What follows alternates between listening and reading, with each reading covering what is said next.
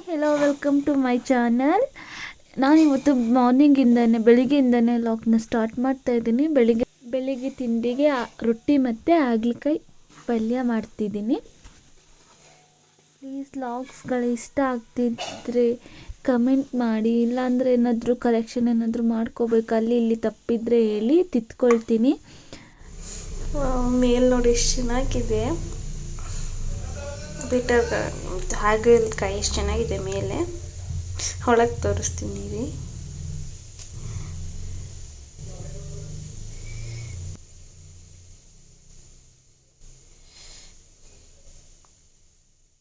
ಹಿಂಗೆ ಜನಗಳು ಮನುಷ್ಯರುಗಳು ಹಿಂಗೇನೆ ನೋಡೋಕೆ ಮೇಲೆ ಚೆನ್ನಾಗಿರ್ತಾರೆ, ಒಳಗೆ ಏನೇನು ಇಟ್ಕೊಂಡಿರ್ತಾರೆ ಗೊತ್ತಾಗಲ್ಲ.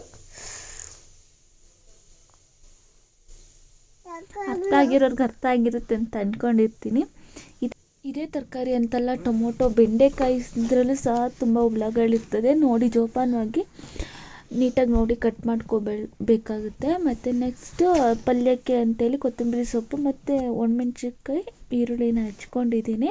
ಅದನ್ನು ಒಂದು ವಿಸಲ್ ಹೊಡ್ಸ್ಕೊಂಡಿದ್ದೀನಿ. ಕಡಲೆಕಾಳು ನೈಟ್ ನೆನೆ ಹಾಕಿದ್ದೆ, ಮತ್ತು ಅದನ್ನು ಕಡಲೆಕಾಳು ಮತ್ತು ಹಾಗಲಕಾಯಿ ಹಾಕಿ ಬೇಯಿಸ್ಕೊಂಡಿದ್ದೀನಿ. ಅದನ್ನು ಇವಾಗ ಬಸ್ಕೊತಿದ್ದೀನಿ. ಕಾಳು ಬಸಿಯೋದು ಇರುತ್ತಲ್ವ, ಅದಿದೆ. ಬಟ್ ನನಗಿದು ಕಂಫರ್ಟಬಲ್ ಅನಿಸುತ್ತೆ, ಬೇಗ ನೀರು ಸೋರುತ್ತೆ. ಮತ್ತು ಕಾಳು ಬಸಿಯೋದು ಕೆಳಗೆ ಒಂದು ನೀರು ಸೋರಲಿಕ್ಕೆ ಅಂತ ಬೇರೆ ಪಾತ್ರೆ ಇಟ್ಕೋಬೇಕು. ಅದು ಇದು ಸುಮ್ಮನೆ ಪಾತ್ರೆ ಏನಕ್ಕೆ ಇದು ಮಾಡೋದು ಅಂತ ಹೇಳ್ಬಿಟ್ಟು ನಾನು ಡೈರೆಕ್ಟ್ ಅದರಿಂದ ಇದಕ್ಕೆ ಡಿಪ್ ಮಾಡ್ಕೊಳ್ತೀನಿ. ಕಂಫರ್ಟಬಲ್ ಆಗಿದೆ ನನಗೂ ಸಹ. ಮತ್ತು ಆ ರಸ ಅಲ್ಲಿ ಇರುತ್ತಲ್ಲ, ಅದನ್ನು ಬೇಕಾದ್ರೆ ಹೊರಗೆ ಚೆಲ್ಬೋದು. ಬೇಡ ಅಂತ ಹೇಳಿದರೆ ಅದರಲ್ಲಿ ಹುಳಿ ಸಾಂಬಾರು ಮಾಡ್ತಾರೆ, ಹಾಗಲಕಾಯಿ ಸಾಂಬಾರು ಅಂತ, ಚೆನ್ನಾಗಿರುತ್ತೆ. ನೀವು ಒಂದು ಸಲ ಟ್ರೈ ಮಾಡಿ. ನಾನು ಜಾಸ್ತಿ ಹಸಿಮೆಣ್ಸಿನ್ಕಾಯಿ ಯೂಸ್ ಮಾಡಲ್ಲ, ಇದ್ರೂ ಯೂಸ್ ಮಾಡಲ್ಲ, ಗ್ಯಾಸ್ಟ್ರಿಕ್ ಅಂತ ಹೇಳ್ತಾರೆ ಅಂತೇಳಿ ಒಣಮೆಣ್ಸಿನ್ಕಾಯಿನ ಯೂಸ್ ಮಾಡ್ತೀನಿ. ಅದನ್ನು ಸಹ ಲೈಟಾಗಿ ಯೂಸ್ ಮಾಡ್ತೀನಿ, ಜಾಸ್ತಿ ಯೂಸ್ ಮಾಡಲ್ಲ. ನೋಡಿ ಫೈನಲಿ ರೆಡಿ ಆಯಿತು ಕಡಲೆಕಾಳು ಮತ್ತು ಹಾಗಲಕಾಯಿ ಪಲ್ಯ. ಪ್ಲೇಟಲ್ಲಿ ಎಷ್ಟು ಕಲರ್ಫುಲ್ಲಾಗಿ ಕಾಣಿಸ್ತಿದೆ ಅಲ್ವಾ. ಇದು ನೈಟ್ ಇದು ಅಂತ ಹೆಸರೇ ಮರ್ತೋಗ್ತಿದೆ. ಶೆಣಬು ಸೊಪ್ಪು ಇತ್ತಲ್ವ, ಅದು ಸ್ವಲ್ಪ ಇತ್ತು, ಸೊ ಅದನ್ನು ಸ್ವಲ್ಪ ಹಾಕ್ಕೊಟ್ಟೆ. ಮತ್ತು ಅಕ್ಕಿ ಖಾಲಿಯಾಗಿತ್ತು. ಅಕ್ಕಿ ಸ್ವಲ್ಪ ಗಲೀಜಿತ್ತು, ತುಂಬ ಏನಿಲ್ಲ, ಸ್ವಲ್ಪ ಗಲೀಜಿತ್ತು. ಅದಕ್ಕೆ ಅಕ್ಕಿನ ಸೋಸ್ಕೊಂಡು ಬಾಕ್ಸಿಗೆ ಹಾಕ್ಕೊತಿದ್ದೆ. ಅಷ್ಟರಲ್ಲಿ ನಮ್ಮ ಅತ್ತೆ ಮನೆ ಕಡೆಯಿಂದ, ಅವ್ರ ಅಣ್ಣನ ಮನೆಯಿಂದ ಬಾಗ್ನ ಬಂತು. ಅವ್ರು ಬಂದರು ಅಂತ ಮತ್ತೆ ತೀಟೆ ಮತ್ತೆ ಸೋಸ್ಕೊಂಡ್ರಾಯ್ತು ಅಂತೇಳಿ, ಮತ್ತು ಅವರು ಪಕ್ಕದಲ್ಲೇ ಅವ್ರ ಅಕ್ಕನ ಕೊಟ್ಟಿದ್ದಾರೆ. ಅವ್ರ ಮನೆಗೆ ಕೊಟ್ಟು ಬರ್ತೀವಿ ಅಂದರು. ಸೊ ಅಷ್ಟರಲ್ಲಿ ನಾನ್ ವೆಜ್ ಚಿಕನ್ ತರ್ತೀನಿ, ಚಿಕನ್ ಮಾಡಿ ಅಂತ ಹೇಳಿದ್ರು ಮನೇಲಿ. ಸೊ ಹಾಗಾಗಿ ಚಿಕನ್ನ ರೆಡಿ ಮಾಡ್ತಿದ್ದೆ. ಇದೊಂಥರ ಬ್ಯಾಚುಲರ್ ಚಿಕನ್, ಸುಮ್ಮನಿರು ಪಾಪು, ಬ್ಯಾಚುಲರ್ ಚಿಕನ್ ಗ್ರೇವಿ ಅಂತ ರೆಸಿಪಿ ಅಂತ ಹೇಳ್ಬೋದು. ಇಷ್ಟಾಗುತ್ತೆ.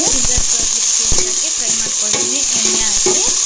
ಇದನ್ನು ಕ್ವಿಕ್ ಅಂದರೆ ಕ್ವಿಕ್, ಅಯ್ಯೋ ಯಾರು ಅಡುಗೆ ಮಾಡ್ತಾರೆ ಅನ್ನೋ ಟೈಮಲ್ಲಿ ಅದನ್ನು ಮಾಡ್ಕೋಬೋದು. ಅಷ್ಟು ಚಿಕನ್ ಹಾಕಿದ್ದೀನಿ, ಅದು ನೀರು ಬಿಟ್ಕೊಂಡು ಚೆನ್ನಾಗಿ ನೀಟಾಗಿ ಬೇಯುತ್ತೆ. ಆಮೇಲೆ ಮಸಾಲೆ ಹಾಕೋಣ. ಮತ್ತು ಇದೊಂದು ಚಿಕನ್ ಮಸಾಲ ತಂದಿದ್ದಾರೆ, ಅದನ್ನು ಹಾಕೋಣ. ಸ್ವಲ್ಪ ಕಾಯಿ ಮತ್ತು ಚಕ್ಕೆ ಪೌಡರು, ಅರಿಶಿಣ ಮತ್ತು ಕಡಲೆ ಹಾಕ್ಕೊಂಡಿದ್ದೀನಿ. ಸ್ವಲ್ಪ ಕೊತ್ತಂಬರಿ ಸೊಪ್ಪು ಹಾಕ್ಕೊಂಡು ರುಬ್ಕೊಂಡು ಪೇಸ್ಟ್ ಮಾಡ್ಕೊಳ್ಳೋಣ. ಖಾರಕ್ಕೆ ಅದಕ್ಕೆ ಚಿಲ್ಲಿ ಪೌಡರ್ ಹಾಕಿದ್ರೆ ಆಯಿತು, ಎಷ್ಟು ಖಾರ ಬೇಕಷ್ಟು. ಏನು ಕಿಚನಲ್ಲೆಲ್ಲ ಇಲ್ಲಿ ಹೊರಗೆ ಮಾಡ್ತಿದ್ದಾರೆ ಅಂತ ನೋಡ್ತಿದ್ದೀರಾ. ನಾವು ನಾನ್ ವೆಜ್ನ ಕಿಚನಲ್ಲಿ ಮಾಡಲ್ಲ, ಹೊರಗೆ ಪ್ಲೇಸ್ ಇದೆಯಲ್ಲ ಅಲ್ಲಿ ಮಾಡ್ತೀವಿ, ಕುಡ್ಕೆಲಿ. ಈಗ ಸುಮ್ಮನಿರಪ್ಪ. ನೋಡಿ ನೀರೆಲ್ಲ ಬಿಟ್ಕೊಂಡು ಸ್ವಲ್ಪ 50% ಬೇಯ್ದಾಗ ಅದಕ್ಕೆ ಸ್ವಲ್ಪ ಖಾರ ಹಾಕ್ಬೇಕು. ಅದು ಖಾರನೂ ಇಟ್ಕೋಬೇಕಲ್ವ. 50% ಬೆಂದಿದೆ ಅನ್ನುವಾಗ ಅದಕ್ಕೆ ಚಿಲ್ಲಿ ಪೌಡರ್, ಖಾರ ಹಾಕಬೇಕು. ಆ ಮಸಾಲೆನ ಖಾರ ಹಾಕಿ ಸ್ವಲ್ಪ ಒಂದು 2 ಮಿನಿಟ್ಸ್ ಆದಮೇಲೆ ಆ ಮಸಾಲೆ ರುಬ್ಬಿದೆ. ಅದು ಮಸಾಲೆ ನಿಮಗೆ ಆಪ್ಷನಲ್ ಬೇಕು ಅಂದರೆ ಹಾಕೋಬೋದು. ನಮ್ಮ ತುಂಬ ಜನ ಇದ್ದಾರಲ್ವ, ಅದಕ್ಕೆ ಗ್ರೇವಿ ಬೇಕಾಗಿ ಕಾಯೆಲ್ಲ ಅದು ಮಸಾಲೆ ತೋರಿಸಿದ್ನಲ್ಲ ಅದನ್ನು ರುಬ್ಕೊಂಡಿದ್ದೀನಿ. ಇಲ್ಲಾಂದರೆ ಚಿಲ್ಲಿ ಪೌಡರ್ ಹಾಕಿ, ಚಿಕನ್ ಮಸಾಲ ಹಾಕಿ, ಮತ್ತು ಹುರಿದಿರೋ ಅಂಥ ಸಾಂಬಾರು ಪೌಡರ್ನ ಹಾಕಿದ್ರೆ ಚೆನ್ನಾಗಿರುತ್ತೆ. ಅದು ಬ್ಯಾಚುಲರ್ಸ್ಗೆ ಬೇಗ ಕ್ವಿಕ್ಕಾಗಿ ಆಗೋವಂತಹ ರೆಸಿಪಿ ಇದು. ನಾನು ತುಂಬ ಜನ ಅಲ್ವಾ, ಅದಕ್ಕೋಸ್ಕರ ಮಸಾಲೆನ ರುಬ್ಕೊಂಡಿದ್ದೀನಿ. ನೆಕ್ಸ್ಟ್ ಚಿಲ್ಲಿ ಪೌಡರ್ ಹಾಕಿದ್ದೀನಿ.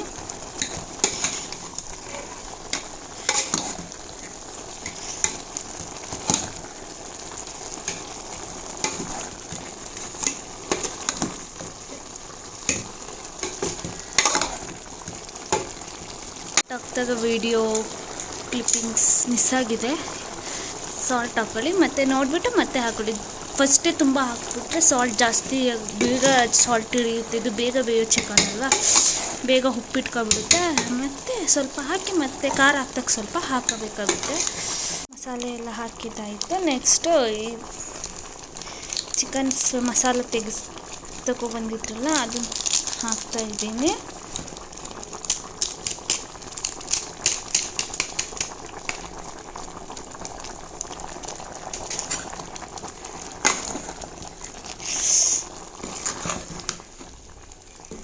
ಇಷ್ಟೇ ಹಾಕೋಬೋದು. ಮತ್ತು ಬೇಕು ಅಂತ ಅಂದರೆ ಸ್ವಲ್ಪ ಸಾಂಬಾರು ಪುಡಿ ಹುರಿದ್ಬಿಟ್ಟು ಹಾಕ್ಕೊಂಡ್ರೆ ಇನ್ನು ಕಲರ್ ಚೇಂಜ್ ಆಗುತ್ತೆ, ಮತ್ತು ಬೇರೆ ಟೇಸ್ಟ್ ಇರುತ್ತೆ. ಅದು ಇದೇ ಬೇರೆ ಟೇಸ್ಟ್ ಇರುತ್ತೆ.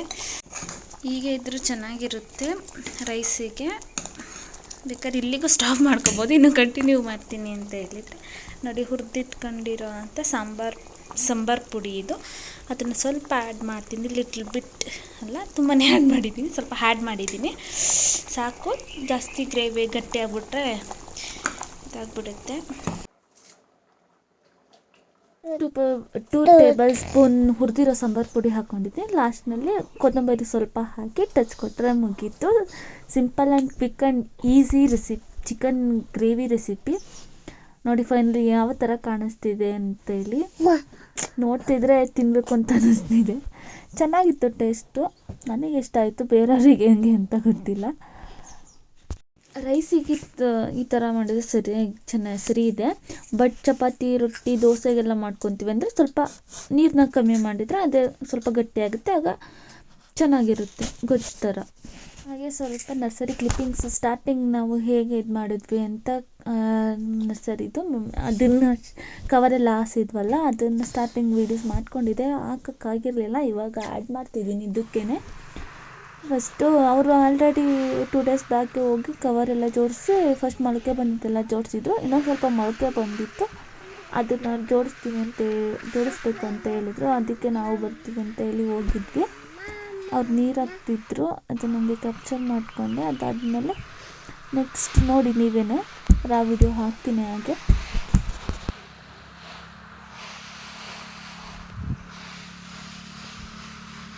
ಇದೆಲ್ಲ ಲಾಸ್ಟ್ ವೀಡಿಯೋದಲ್ಲಿ ಹಾಕಿದ್ದೀನಿ ನೋಡಿ. ಗಿಡಗಳೆಲ್ಲ ಬಂದಿದ್ದೆಲ್ಲ ಅದು ಫಸ್ಟ್. ಇದು ಮೊಳಕೆ ಬಂದಾಗ ಜೋಡಿಸಿರುವಾಗ ನೋಡಿ ಹೆಂಗೆ ಕಾಣಿಸ್ತಿದೆ, ಮೊಳಕೆ ಜೋಡಿಸ್ತಿದ್ದಾರೆ. ನೆಕ್ಸ್ಟ್ ನೋಡ್ಬೋದು ಅಲ್ಲಿ ಹೆಂಗಿದೆ ಫುಲ್ ನರ್ಸರಿ ಅಂತ. ಇವಾಗ ಫುಲ್ ಎಲ್ಲ ಕವರ್ ಆಗಿದೆ, ಫಿಲ್ ಆಗಿದೆ ನರ್ಸರಿ. ನಾನು 2 ಬೆಡ್ ಅಷ್ಟೇ ಖಾಲಿ ಇದೆ, ನೋಡಿ ತೋರಿಸ್ತೀನಿ. ಅಲ್ಲಿ ತನಕ ಕವರ್ ಆಗಿದೆ. ಬೆಡ್ ಕವರ್ ಏನು ಹಾಸಿಲ್ಲ, ಇವಾಗ ಕವರೆಲ್ಲ ಹಾಸ್ಬೇಕು. ಕಿತ್ಕೋತಲ್ಲಿ ಮತ್ತು ಅಲ್ಲಿ ಮೋಟ್ರು ಪವರ್ ಬಂದಿತ್ತು, ನೀರು ಆನ್ ಮಾಡು ಅಂತ ಹೇಳಿದ್ರು. ಅದಕ್ಕೆ ನೀರು ಆನ್ ಮಾಡ್ಲಿಕ್ಕೆ ಹೋಗಿದೆ. ಅಲ್ಲಿ ಸಿಂಟೆಕ್ಸಲ್ಲಿ ನೀರು ಖಾಲಿಯಾಗಿತ್ತು ಅಂತ ಹೇಳಿ.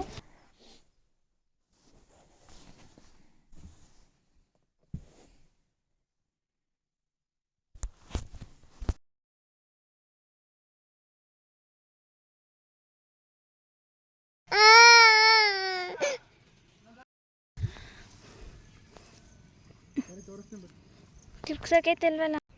ಬೆಡ್ಡಲ್ಲಿ ಸ್ವಲ್ಪ ಕಳೆ ಬಂದಿತ್ತು, ಅದನ್ನು ಕಿತ್ಬಿಟ್ಟು ಕವರ್ ಹಾಸೋಣ ಅಂತೇಳಿ ಹಾಸ್ಲಿಕ್ಕೆ ಅಂತ ಕಳೆ ತೆಗಿತಿದ್ರು. ನೋಡಿ ಯಾವ ಥರ ರೋಲ್ ನಾವು ಕವರ್ನ ಹಾಕ್ತಿದ್ದಾರೆ ಅಂತ.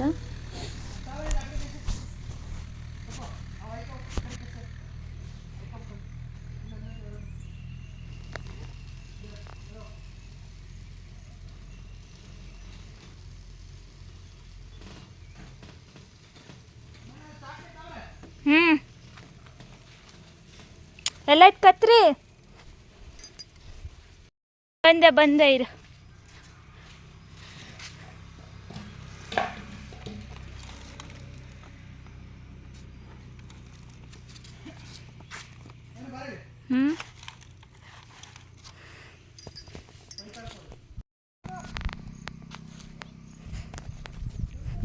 ಹಾಂ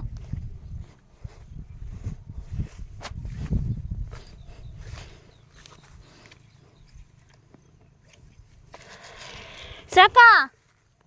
ನನ್ನ ವೀಡಿಯೋಗಳು ನಿಮ್ಗೆ ಇಷ್ಟ ಆಗ್ತದೆ, ಪ್ಲೀಸ್ ಸಬ್ಸ್ಕ್ರೈಬ್ ಮಾಡಿ ಆ್ಯಂಡ್ ಲೈಕ್ ಮಾಡಿ ಆ್ಯಂಡ್ ಶೇರ್ ಮಾಡಿ. Thank you for watching. ಹೀಗೆ ನೋಡ್ತಾ ಇರಿ.